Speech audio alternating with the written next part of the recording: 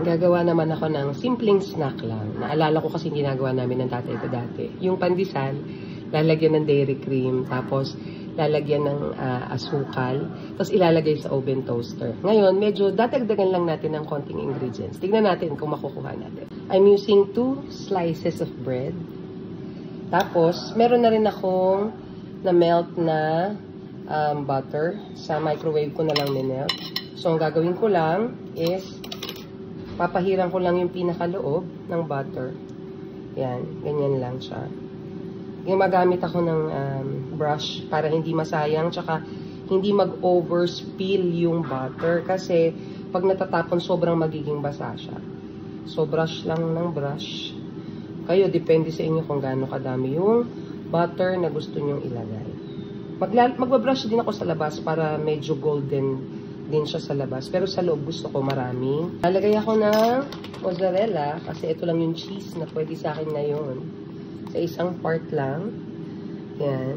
Yung gaano kadami gusto nyo. Pero pwede kayong gumamit ng cheddar tsaka ibang mga cheeses. Pero ako kasi okay na sa akin yung mozzarella. At least nakakakain ako ng cheese, diba? Ang saklap walang cheese.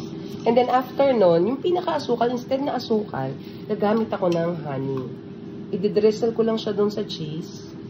Yan, sa loob.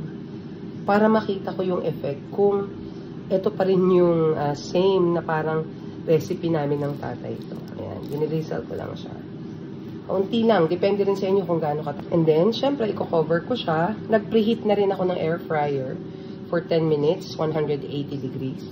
Ngayon, sinabi ko sa inyo, diba, ibabrush ko din yung ibabaw para magkaroon ako ng golden brown na toast. Yan. Gusto ko kasi talagang, mabutter din siya. Saka, malinamnam kasi pag marami, diba? Yan. And then, at the same time, pagka-brush ko din ito, maglalagay din ako ng konting honey. Ayan. Yan. Ganyan lang din, kagaya ng ginawa ko sa loob. Medyo ikalat nyo lang kasi minsan sila sa ibang part, kaya nasusunog kagad. So, ganyan lang. And then, we are going to air fry this for about 10 to 15 minutes. Depende sa inyo kung gaano ka toasted ang gusto nyo. Yan. So, nandyan na po siya sa loob ng air fryer. Then, i-air fry na natin siya for about 10 to 15 minutes. So, chinek ko siya. 5 minutes, yan na itsura niya. Pero gusto ko mas toasted pa. So, after 10 minutes, eto na siya. Yan, gusto ko ganyan siya ka-toasted. Cut natin siya. Maliliit lang kasi medyo malaki itong bread. Kaya, lang natin. Ayan. So, as you can see, ito yung pinakaloob. Ayan. Diba? It's nice. It stays. Masarap. Parang siyang flatbread na nilagyan ng honey.